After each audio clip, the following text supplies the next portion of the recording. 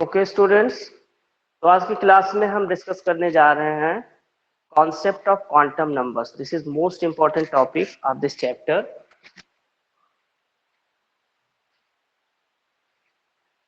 Concept of quantum numbers.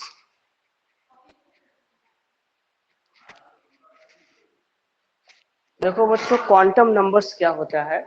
ये एक तरीके का कुछ ऐसे नंबर्स होते हैं, क्वांटम नंबर्स, जो हमें इलेक्ट्रॉन्स के डिस्ट्रीब्यूशन को बताते हैं एटॉमिक ऑर्बिटल्स में. ठीक है, कि इलेक्ट्रॉन्स की एग्जैक्ट पोजीशन किस तरीके से लोकेट कर रही है ऑर्बिटल्स में, और साथ में उनके शेप और साइज को भी बताता है. कुल मिला के कहने का मतलब ये कि क्वांटम नंबर्स एक ऐसे नंबर्स है, ये सेट ऑफ क्वांटम नंबर्स, कुछ सेट होता है. ठीक है, क्वांटम नंबर्स का, जैसे कि 4 तरह के क्वांटम नंबर्स होते हैं. There are 4 types of quantum numbers. First one is principal quantum number, second one is azimuthal quantum number, third one is magnetic quantum number, and fourth one is spin quantum number. ठीक है, तो एक एक करके हम discuss करेंगे, और ये कलेक्टिवली ये चारों जो क्वांटम नंबर्स हैं, इन्हें सेट ऑफ क्वांटम नंबर्स कहा जाता है. और यही सेट ऑफ क्वांटम नंबर्स जो होते हैं, हमें क्या बताते हैं? ऑर्बिटल्स में इलेक्ट्रॉन्स के डिस्ट्रीब्यूशन को एग्जैक्टली बताते हैं. ठीक है, ये ऐसे नंबर्स हैं जो डेजिग्नेट करते हैं, ठीक है, डिजाइन करते हैं ऑर्बिटल्स में इलेक्ट्रॉन्स के प्रेजेंस होने का और उसके शेप को. ठीक है, और एक तरीके से क्वांटम नंबर जो होते हैं इलेक्ट्रॉन्स के पोजीशंस को भी डिटरमाइन करता है. ठीक है, इलेक्ट्रॉन्स की एग्जैक्ट पोजीशन क्या होगी, ठीक है, क्वांटम नंबर्स के थ्रू हमें पता चलता है. या हम इलेक्ट्रॉन की पोजीशंस को अगर एग्जैक्टली हमें डिटरमाइन करना हो, तो वहां पे क्वांटम नंबर्स को यूज किया जाता है. तो सबसे पहले अगर हम बात करें इसके डेफिनेशन की, तो आप डेफिनेशन अपने से नोट कर सकते हो. ठीक है, डेफिनेशन जनरली आप क्या बताएंगे कि these are the set of quantum numbers which designed and designates various atomic orbitals and electrons present in an atom are called quantum numbers. तो सबसे पहले अगर हम बात करें प्रिंसिपल क्वांटम नंबर की, तो first one is principal quantum number.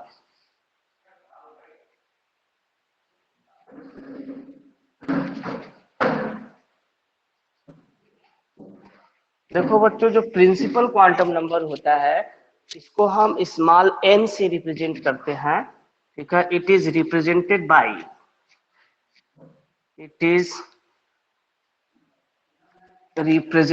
By small n.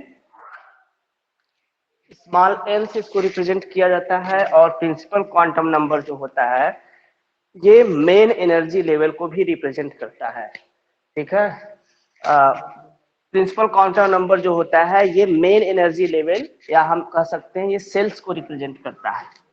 ठीक है, principal quantum number represented main energy levels. मैं शॉर्ट में लिख रहा हूं, इसको आप अपने सेंटेंस में बना लेंगे. ठीक है, एनर्जी, मेन एनर्जी लेवल, या फिर सेल को रिप्रेजेंट करते हैं. मेन एनर्जी लेवल हम कह सकते हैं, या फिर सेल आप अच्छी तरह से जानते हो. सेल क्या होते हैं? KLMN, these are shells. KLMN जो बोर्स ने दिया था. ठीक है, सेल को KLMN से रिप्रेजेंट किया जाता है. अब देखो बच्चों, एक सबसे इंपॉर्टेंट चीज ये है कि प्रिंसिपल क्वांटम नंबर जो n की वैल्यू होती है, ये कभी भी जीरो नहीं होती है. ठीक है, the value of n never be zero. Small n principal quantum number की वैल्यू जीरो नहीं होती है. स्मॉल n की वैल्यू एक इंटीजर नंबर्स होते हैं, जैसे 1 हो सकता है, 2 हो सकता है, 3, 4, 5, 6 एंड सो ऑन. ठीक है, तो स्मॉल n की वैल्यू जो होती है कभी भी जीरो नहीं होती है, प्रिंसिपल क्वांटम नंबर की वैल्यू. ठीक है, इसलिए जीरो नहीं होती क्योंकि ये जो प्रिंसिपल क्वांटम नंबर होता है, ये सेल्स को रिप्रेजेंट करता है. जैसा कि आप जानते हो, न्यूक्लियस के अराउंड जो सेल्स होते हैं, आप जानते हो this is K shell, L shell, M shell and this is N shell, ठीक है। और हर एक सेल्स के लिए जो सेल नंबर होता है क्या होता है, 1। तो फर्स्ट वाला जो के सेल है इसके लिए सेल नंबर 1 जिसको हम प्रिंसिपल क्वांटम नंबर बोलेंगे। अब एल वाले सेल के लिए एन की वैल्यू 2 होगी, एम वाले सेल के लिए एन की वैल्यू 3 हो जाएगी और एन सेल के लिए एन की वैल्यू 4 हो जाएगी। तो इन सारे सेल्स के लिए क्वांटम नंबर्स क्या होगा, इसे हम क्या कह सकते हैं, प्रिंसिपल क्वांटम नंबर, ठीक है। प्रिंसिपल क्वांटम नंबर 1 2 3 एंड 4, ठीक है। तो ये न्यूक्लियस है, ठीक है। इस न्यूक्लियस के अराउंड जो भी सर्कुलर पाथ होते हैं जिनको सेल्स कहा जाता है, ये बोर्स ने बताया था। और ये के एल एम एन से रिप्रेजेंट किए जाते हैं। एन की वैल्यू इस तरीके से हम लिख सकते हैं 1 2 3 4, these are the principal quantum numbers. तो जो प्रिंसिपल क्वांटम नंबर होता है ये स्मॉल एन से रिप्रेजेंट किया जाता है, इसको स्मॉल एन से डिनोट किया जाता है, ठीक है। और ये मेन एनर्जी लेवल को रिप्रेजेंट करता है या सेल को रिप्रेजेंट करता है। एन की वैल्यू कभी भी 0 नहीं हो सकती, ठीक है। और एन की वैल्यू जब भी होगी तो एक इंटीजर नंबर्स में होगा, ठीक है। 1 2 3 4 5 6 एंड सो ऑन, इस तरीके से होगी, ठीक है। तो ये था प्रिंसिपल क्वांटम नंबर जो कि फर्स्ट क्वांटम नंबर है। अब इसके बाद हम बात करते हैं एजीमुथल क्वांटम नंबर्स की।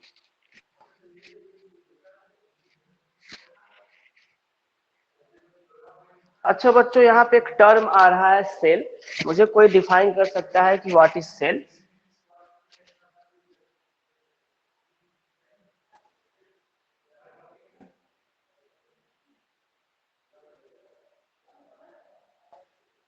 The place where probability of finding electrons is maximum. No बेटा, वो तो ऑर्बिटल होता है ना, दैट इज ऑर्बिटल। जहाँ पे 0 है जिस 3 डायमेंशनल रीजन में, उसे हम ऑर्बिटल्स बोलते हैं।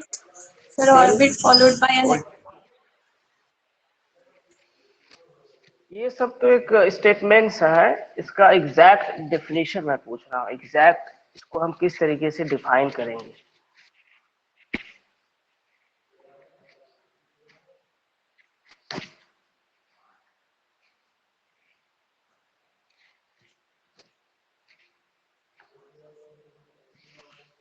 देखो सेल्स को आप ये कह सकते हो, सेम प्रिंसिपल क्वांटम नंबर्स के जो ऑर्बिटल्स का ग्रुप होता है उसे हम सेल्स बोलते हैं, ठीक है। Same principal quantum number, same principal quantum numbers के जो ऑर्बिटल्स होते हैं, group of orbitals, group of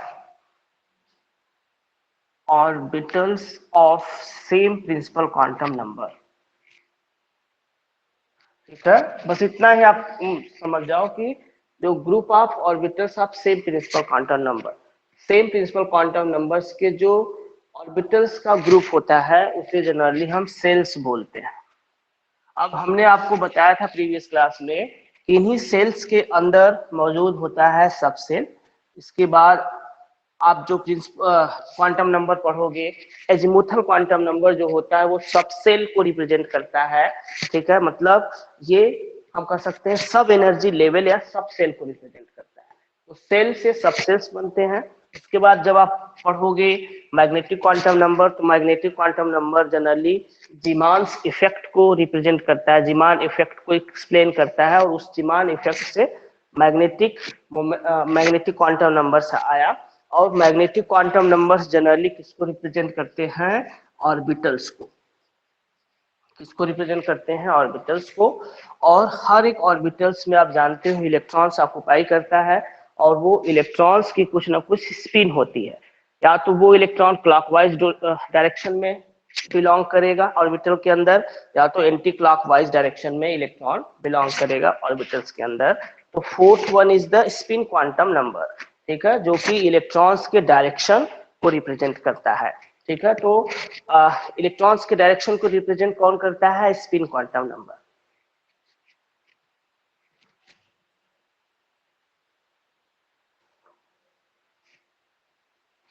electron के ओरिएंटेशन और डायरेक्शन को रिप्रेजेंट करता है स्पिन क्वांटम नंबर। तो अब इसके बाद हम बात करते हैं azimuthal quantum number.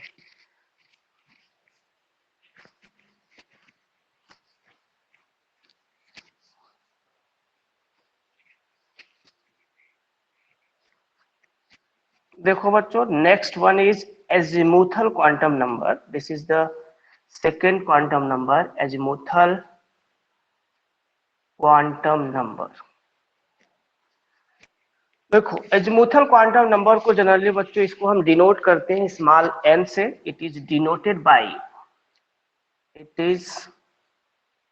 Denoted by small l। Small l से इसको रिप्रेजेंट किया जाता है, डिनोट किया जाता है, ठीक है। और एजीमुथल क्वांटम नंबर किसको रिप्रेजेंट करता है?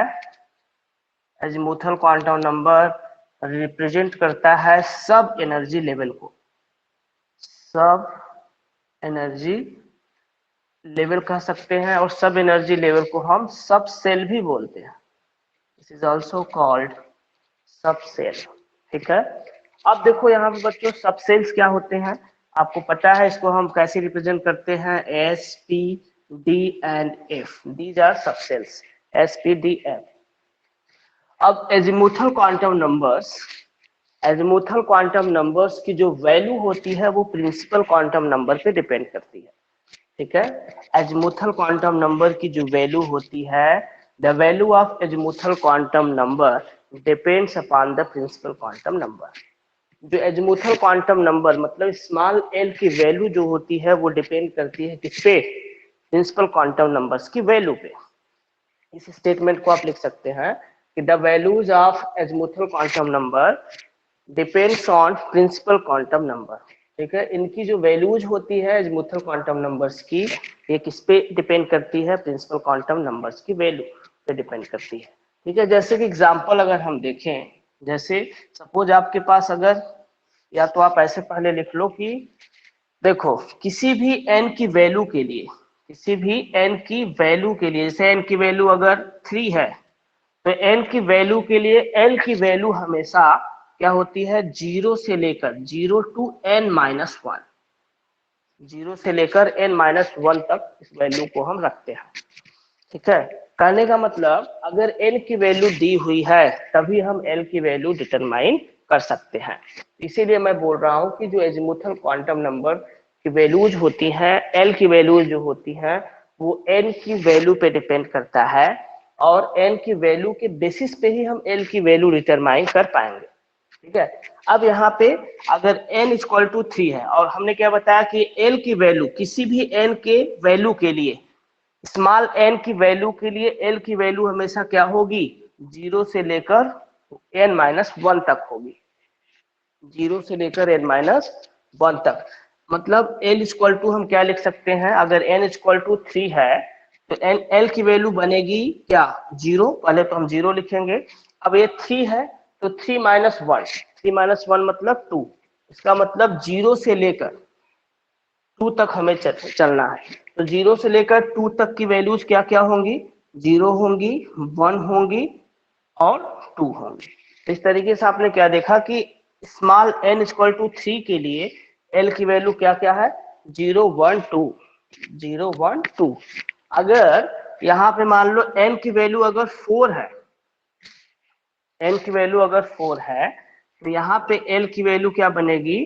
0 से लेकर n माइनस 1, 4 माइनस 1 मतलब 3, 0 से लेकर 3 तक। और 0 से लेकर 3 तक क्या क्या हो जाएगा? 0, 1, 2 एंड 3। तो n इक्वल टू 4 के लिए, n इक्वल टू 4 के लिए l की वैल्यूज क्या होंगी? 0, 1, 2, 3, 0, 1, 2, 3। और आपको हमने कल थोड़ा सा बताया भी था, जब रेडियल नोड और एंगुलर नोड कैलकुलेट कर रहे थे आप लोग, तो आप हमने बताया था आपको कि अगर l की वैल्यू, जैसे n की वैल्यू 4 अगर है तो आपने l की वैल्यू क्या निकाला? 0, 1, 2 एंड 3, ये है। अब जरा देखो, 0 जो वैल्यू होती है ये किस सब सेल को रिप्रेजेंट करता है? S सब सेल को, और 1 P सब सेल को, और 2 D सब सेल को, और 3 एफ सबसेल को, ठीक है। तो एस पी डी एफ, ठीक है। तो आपने क्या देखा कि n इक्वल टू अगर 4 है तो l की वैल्यू 0 1 2 3 होंगी, और ये जो 0 1 2 3 वैल्यूज हैं ये किसको रिप्रेजेंट कर रही हैं? सब सेल्स को। Sub shell means S P D F को, ठीक है। तो देखो बच्चों, n की वैल्यूज दी रहेंगी और n की वैल्यूज के बेसिस पे ही हम l की वैल्यू कैलकुलेट कर पाएंगे। इस बात का हमेशा याद रखना कि l की वैल्यूज हमेशा 0 से n-1 तक हम लेते हैं, ठीक है। अगर n की वैल्यू मान लो 6 है तो n की वैल्यू अगर 6 है तो l की वैल्यू क्या होगी? 0 से लेकर 5 तक, ठीक है। 0 1 2 3 4 एंड 5, ठीक है। तो n की वैल्यू के बेसिस पे ही हम l की वैल्यू निकाल पाएंगे। Is it clear? Yes, sir. Yes, sir. Yes, sir.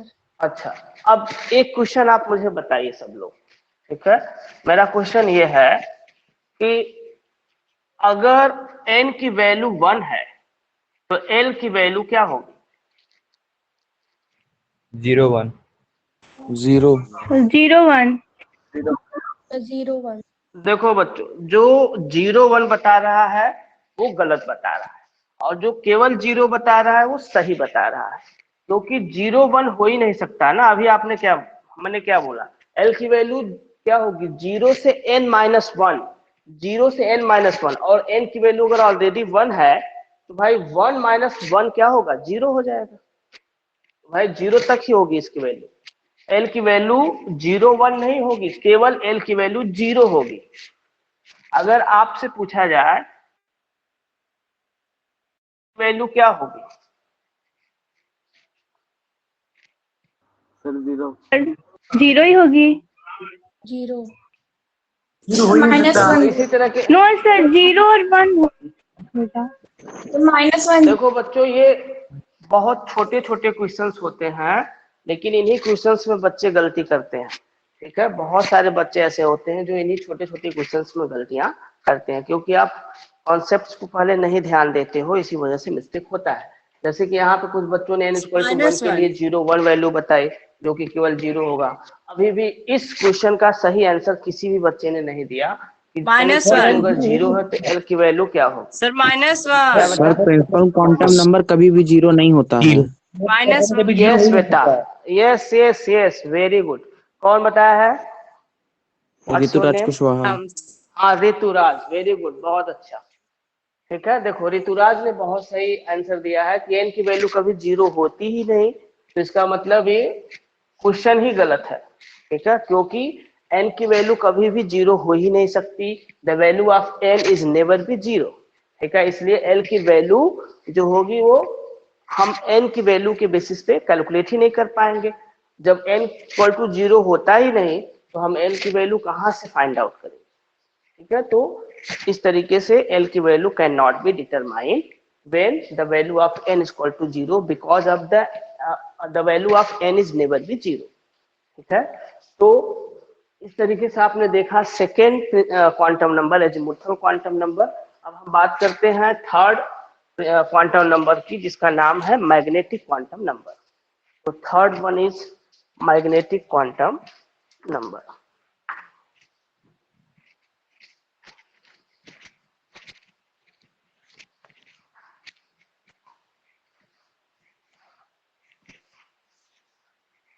देखो बच्चों, थर्ड है मैग्नेटिक क्वांटम नंबर।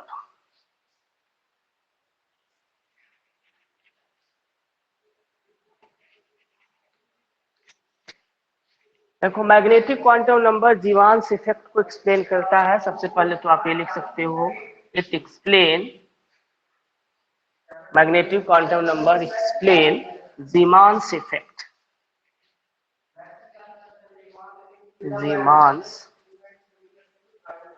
जीमांस इफेक्ट को ये रिप्रेजेंट करता है। कोई बच्चा मुझे बताएगा what is Zeeman's effect?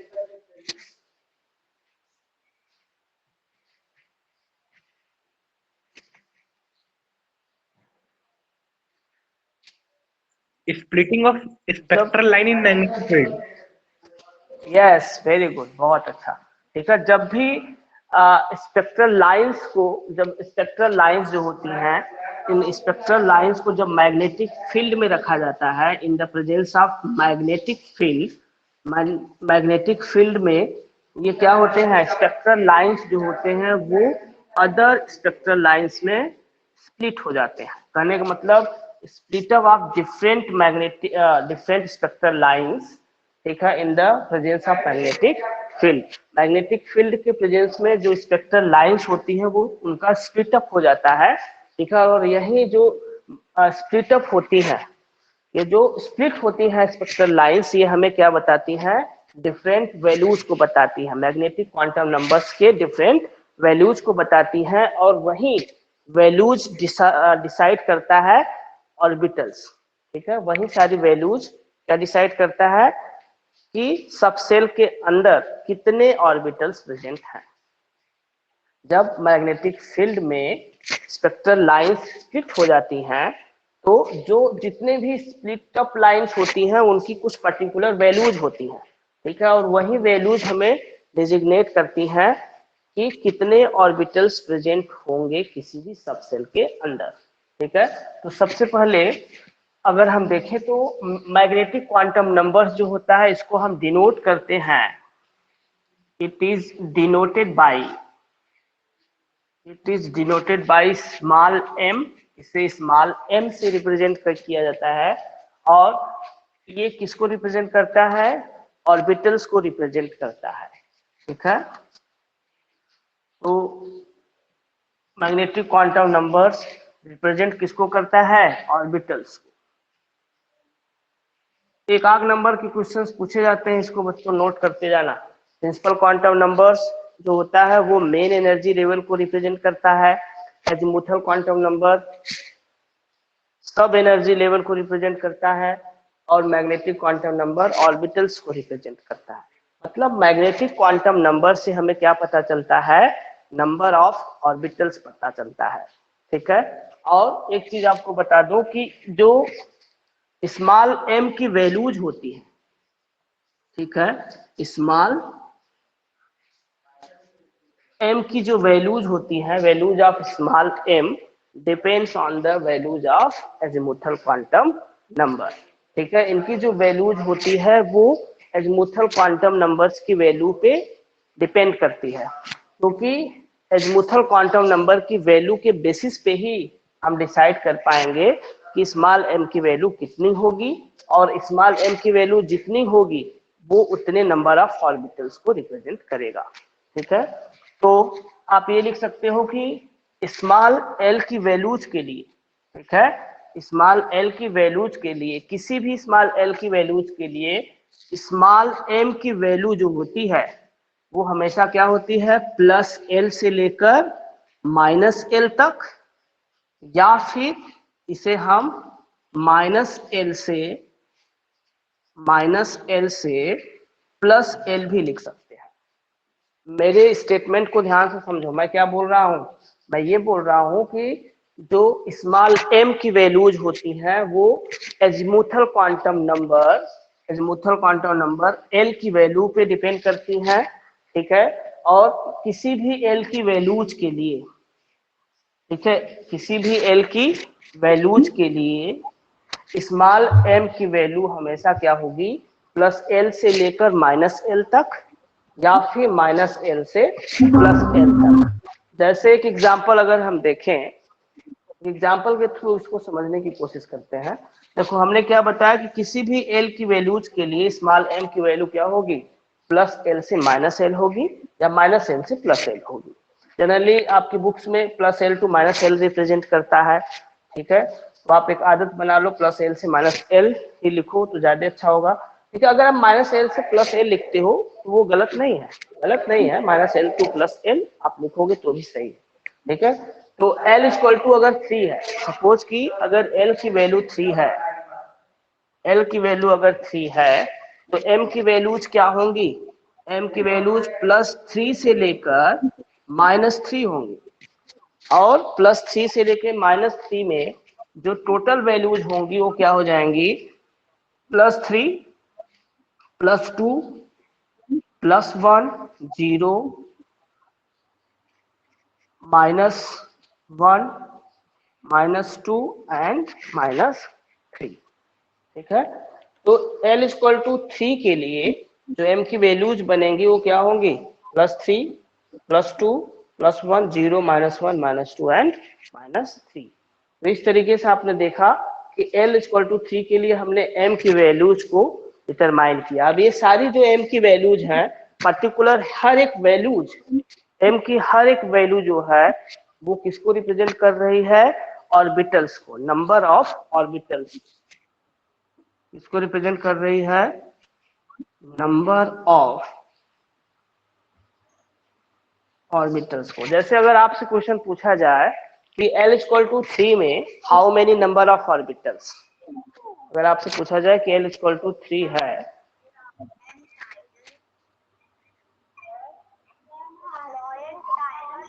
For 7. 12 plus 1. एक मिनट,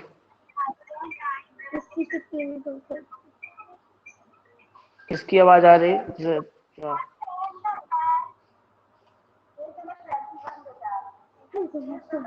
आयुष की है।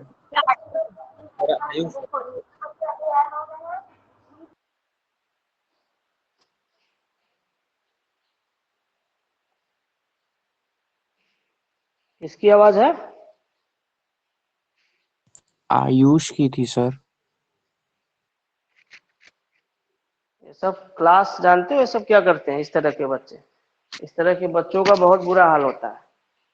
ठीक है, अभी लोगों को रियलिटी तो पता है नहीं यहाँ की एग्जाम की, क्लास 11 की। जिस दिन ऑफलाइन बैठ जाएंगे यहाँ एग्जाम में तो समझ में आ जाएगा। ऐसे बच्चे बस मोबाइल रख के घरों में बस इधर उधर दूसरा कुछ न कुछ काम करते रहते हैं और क्लास इंटरप्ट करते रहते हैं। तो मैं क्या बात कर रहा था कि स्मॉल l की वैल्यू अगर 3 दिया हुआ है तो इसी वैल्यूज के बेसिस पे आपसे पूछा जाता है नंबर ऑफ ऑर्बिटल्स। तो आपने देखा कि l इक्वल टू 3 के लिए टोटल वैल्यूज कितनी बन रही हैं, 7 वैल्यूज। 7। ठीक है, 1 2 3 4 5 6 7। तो n इक्वल टू 3 में नंबर ऑफ ऑर्बिटल्स आप कितना बताओगे, 7 बताओगे। अगर आपसे हम क्वेश्चन पूछें कि l इक्वल टू 2 अगर है, l इक्वल टू 2 के लिए how many number of orbitals are associated in l equal to 3? Sir, 5. Yes बेटा, वेरी गुड, बहुत अच्छा। ठीक है, l इक्वल टू 2 के लिए m की वैल्यूज आप जब कैलकुलेट करोगे तो आपको 5 वैल्यूज मिलेंगी। एक +2 मिलेगा, एक +1, एक 0, एक -1 और एक -2। तो देयर आर 5 वैल्यूज। ठीक है, तो इसलिए 5 ऑर्बिटल्स एसोसिएट कर रहा है l इक्वल टू 2 की वैल्यूज में। हाँ बोलो बेटा। अगर l इक्वल टू 0 है तो m भी 0 हो जाएगा। हाँ बेटा, वेरी गुड, बहुत अच्छा। ठीक है, अगर देखो l की वैल्यू 0 है बेटा, ठीक है, l की वैल्यू अगर 0 है तो m की वैल्यू तो 0 होगी ऑलरेडी। ठीक है, इट इज 100% राइट, क्योंकि l की वैल्यू अगर 0 है तो m की वैल्यू क्या होती है, +l टू -l। लेकिन अगर जब l की वैल्यू 0 है तो 0 ना तो प्लस में है ना तो माइनस में, इसलिए m की वैल्यू भी ऑलरेडी 0 हो जाएगी। ठीक है, अब जैसे एक सिंपल सा मैं कोरिलेट कर रहा हूँ क्वेश्चन, ठीक है, इन तीनों क्वांटम नंबर्स को।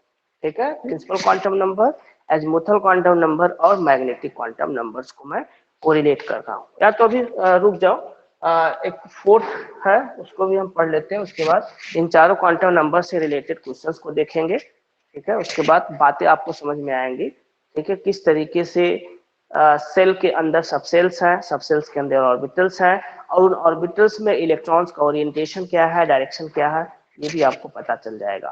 ठीक है, तो last one is spin quantum numbers.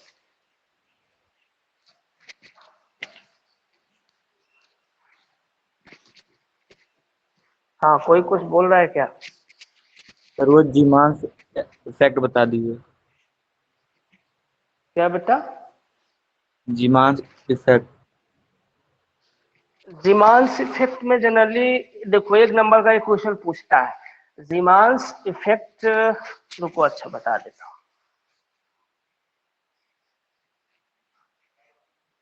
जीमांस effect में जनरली होता क्या है कि कोई भी स्पेक्ट्रल लाइंस जो होती है उन स्पेक्ट्रल लाइंस का स्प्लिट अप होता है in the presence of magnetic field. यही अगर मैग्नेटिक फील्ड अगर अप्लाई किया जा रहा है, लेकिन इस मैग्नेटिक फील्ड की जगह अगर इलेक्ट्रिक फील्ड अप्लाई किया जाता है, तो उस तरह के इफेक्ट को स्टार्क इफेक्ट कहा जाता है। स्टार्क इफेक्ट, स्टार्क इफेक्ट, ठीक है। लेकिन अगर मैग्नेटिक फील्ड के प्रेजेंस में स्पेक्ट्रल लाइंस अगर स्प्लिट अप हो रही है डिफरेंट स्पेक्ट्रल लाइंस में, तो उसे हम बोलते हैं जीमान्स इफेक्ट।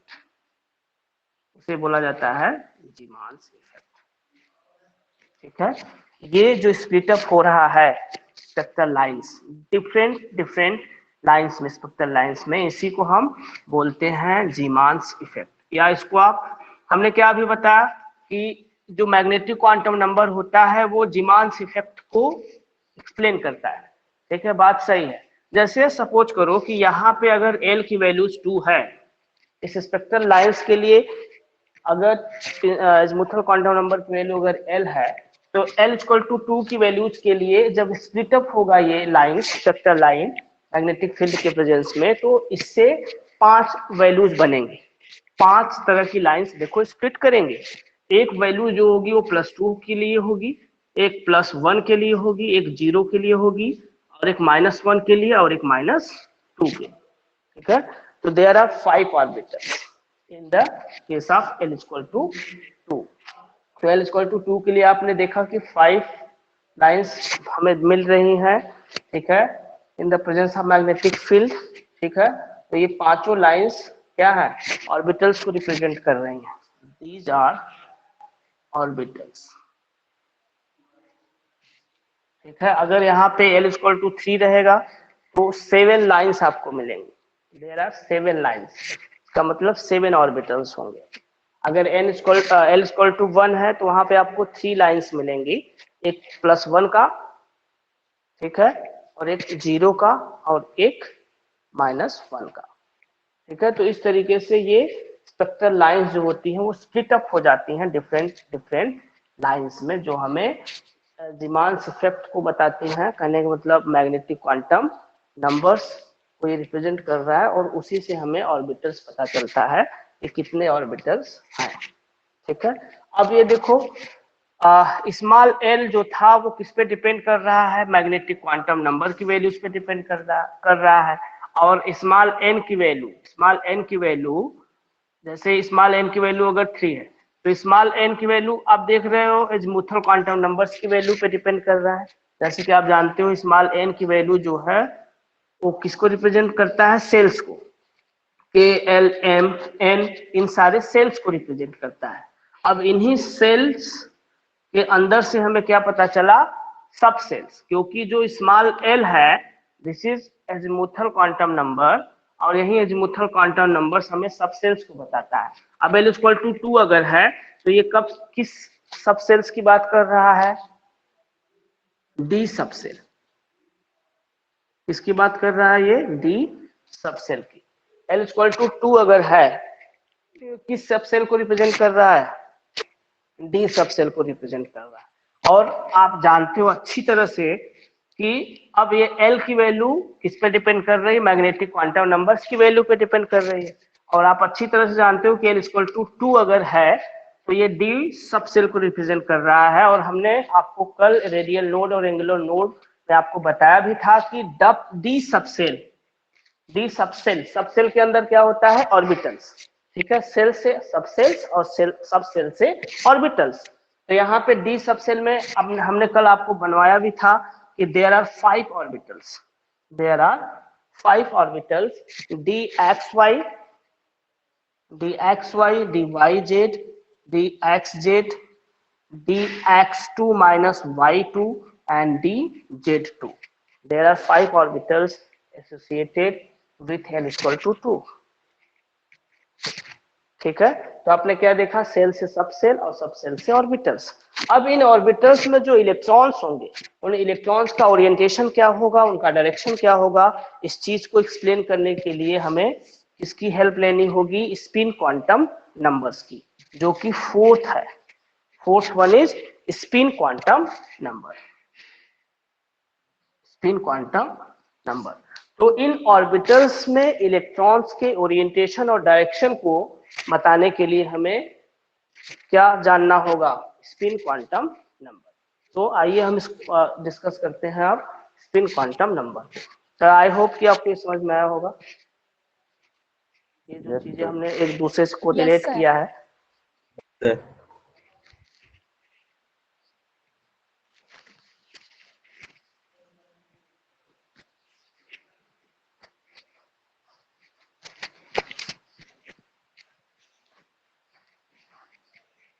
तो देखो बच्चों, next one is spin quantum number.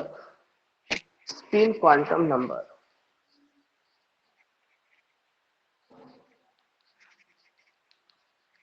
देखो बच्चों, इसको हम डिनोट करते हैं, is denoted by small S. इसे स्मॉल एस से डिनोट किया जाता है, ठीक है। और ये इलेक्ट्रॉन्स के ओरिएंटेशन और डायरेक्शन को रिप्रेजेंट करता है, ठीक है। Orientation and direction of electrons, ठीक है। और स्पिन क्वांटम नंबर्स की वैल्यू जो होती है, small values of small S depends upon value of small M, ठीक है। स्मॉल एस की वैल्यू जो होती है वो स्मॉल एम की वैल्यू पे डिपेंड करता है। और किसी भी एम की वैल्यूज के लिए, किसी भी एम की वैल्यूज के लिए एस की वैल्यू हमेशा क्या होती है? या तो प्लस हाफ होगी, अदरवाइज माइनस हाफ होगी। यही दो वैल्यूज होंगी किसी भी एम की वैल्यूज के लिए। कोई भी एम की वैल्यूज है, जैसे मान लो एम की वैल्यू अगर 0 है, तो यहाँ पे m इक्वल टू 0 के लिए s की वैल्यू क्या होगी? प्लस हाफ भी होगी और माइनस हाफ भी होगी, ठीक है। या तो इसको शॉर्ट में आप ऐसे भी लिख सकते हो, प्लस माइनस हाफ। इस चीज को ध्यान से समझ लो, ठीक है। किसी भी m की वैल्यूज के लिए s की वैल्यू जो होगी प्लस हाफ होगी या तो माइनस हाफ होगी, ठीक है। या तो हम शॉर्ट में प्लस माइनस हाफ भी लिखते हैं, ठीक है। और एक चीज और आप जान लो कि m की वैल्यू जो भी m की वैल्यूज है, उस वैल्यूज से जो टोटल नंबर ऑफ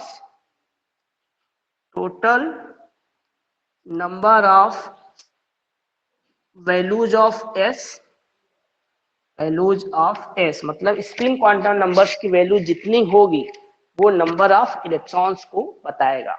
जैसे देखो, मेरे कहने का मतलब ये कि s की जितनी भी वैल्यूज होंगी, ठीक है, वो total values number of electrons को रिप्रेजेंट करती है, ठीक है। मतलब कहने का कि s की वैल्यू जितनी भी होगी, जितनी भी टोटल वैल्यूज s की होंगी m के लिए, जैसे मान लो अगर m की वैल्यू 1 है, ठीक है, और m की वैल्यू मान लो +1 है, 0 है और -1 है, तो यहाँ पे s की वैल्यूज क्या होंगी?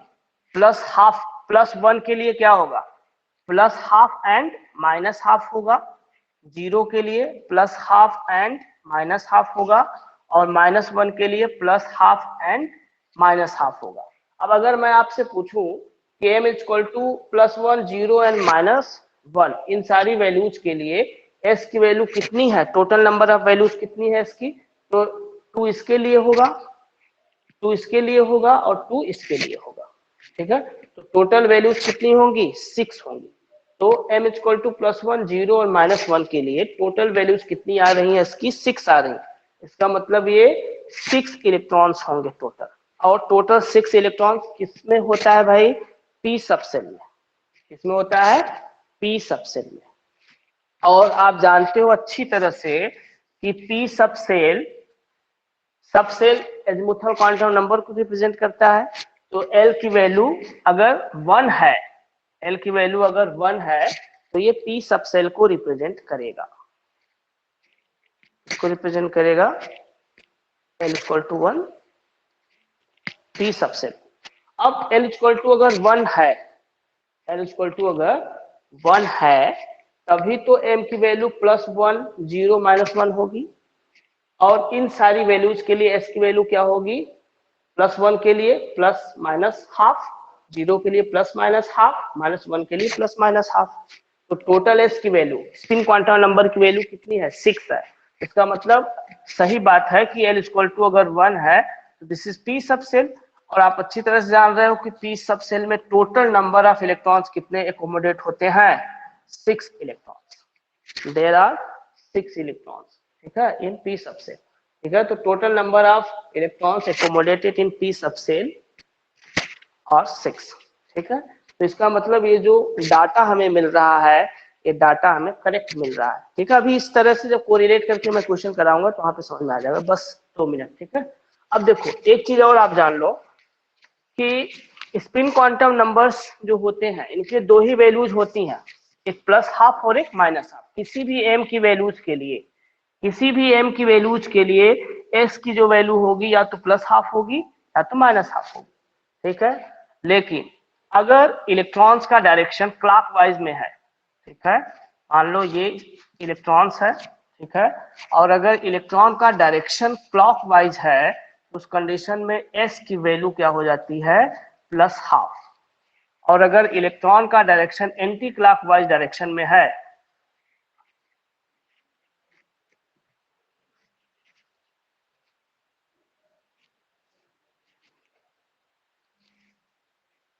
देखो बच्चों, अगर इलेक्ट्रॉन्स का डायरेक्शन क्लॉकवाइज है तो s की वैल्यू +½ होती है, और अगर एंटी क्लॉकवाइज डायरेक्शन में है इलेक्ट्रॉन्स तो उसकी वैल्यू -½ होती है।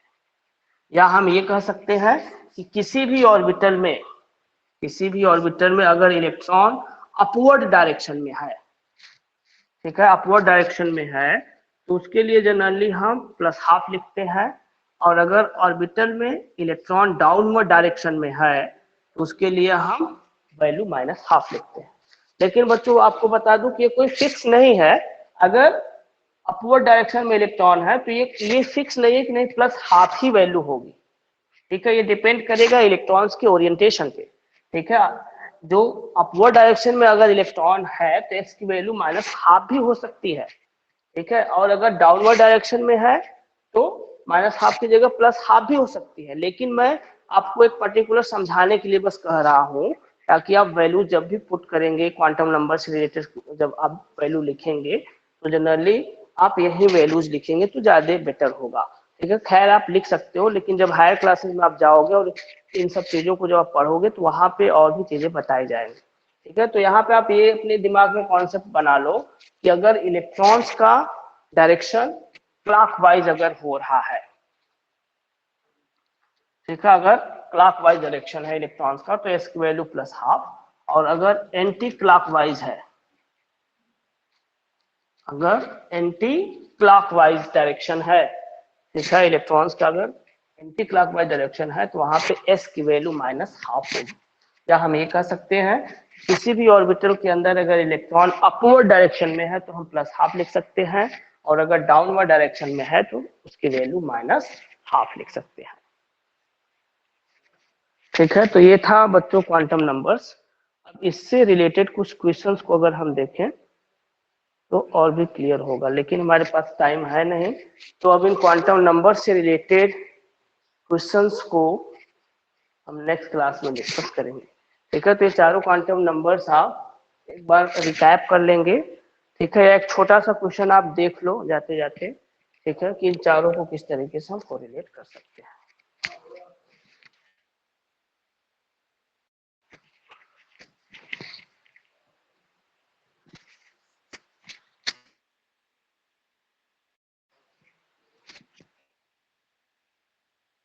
n = 4 दिया है, इट मीन्स दैट n = अगर 4 है तो n की वैल्यू किसको रिप्रेजेंट, इसको सेल को, सेल की बात किस सेल की बात कर रहा है, KLMN सेल की बात कर रहा है। n = 4 किस सेल की बात कर रहा है, कैपिटल N सेल। आप जानते हो ना न्यूक्लियस के सबसे करीब k सेल l m और n, और n की वैल्यू k के लिए 1 होता है, इसके लिए 2, इसके लिए 3, इसके लिए 4। तो n इक्वल टू अगर 4 वैल्यू है तो इस 4 n इक्वल टू 4 में किसको, किसके लिए, किस सबसेल की बात कर रहा है, कैपिटल N। अब यहाँ पे n इक्वल टू अगर 4 है तो L की वैल्यू क्या हो सकती है 4 के लिए, 0 से लेकर n-1 तक। तो 0 से लेकर n-1 मतलब 0, 1, 2 एंड 3, यही 4 वैल्यूज होंगी।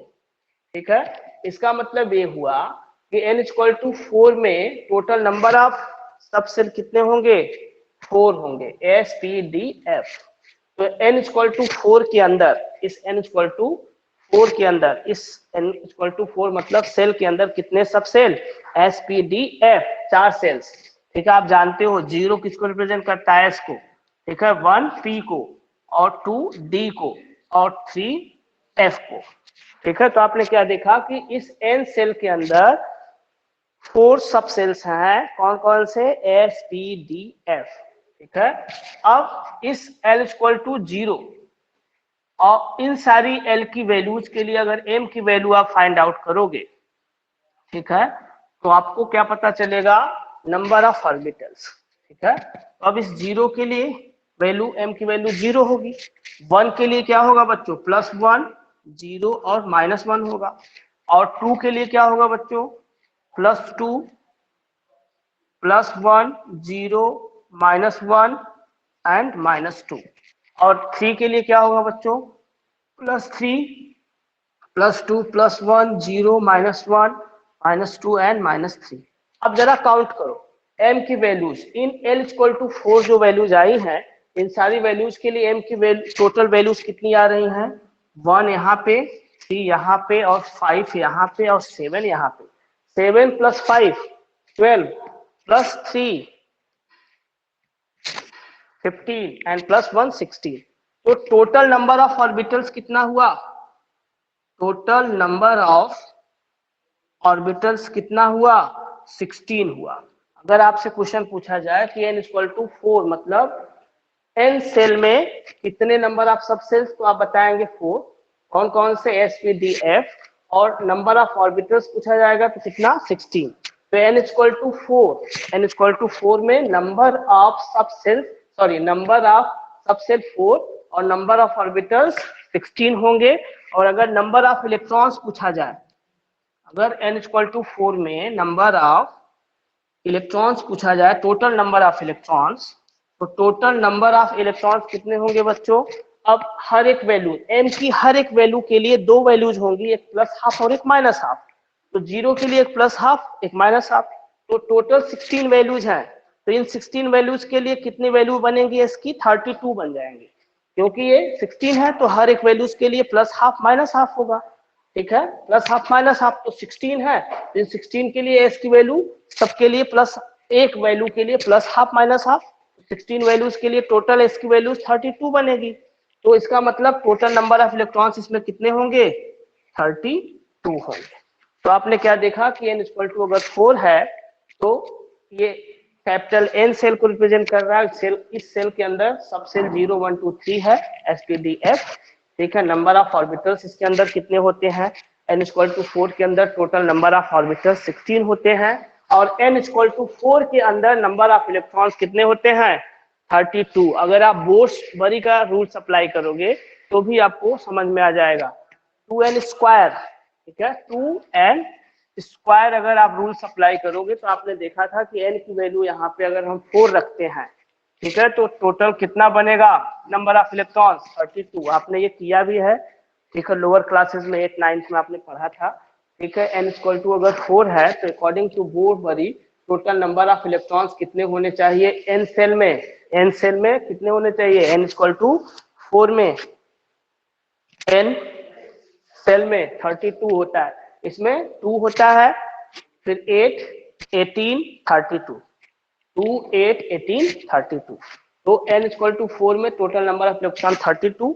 ऐसे भी आपने फार्मूले के थ्रू देखा था, और यहाँ पे क्वांटम नंबर्स के थ्रू अभी आप देख रहे हो कि n इक्वल टू 4 अगर है तो उसके लिए टोटल नंबर ऑफ इलेक्ट्रॉन्स कितने आ रहे हैं, 32। क्लियर है बच्चों? Yes sir.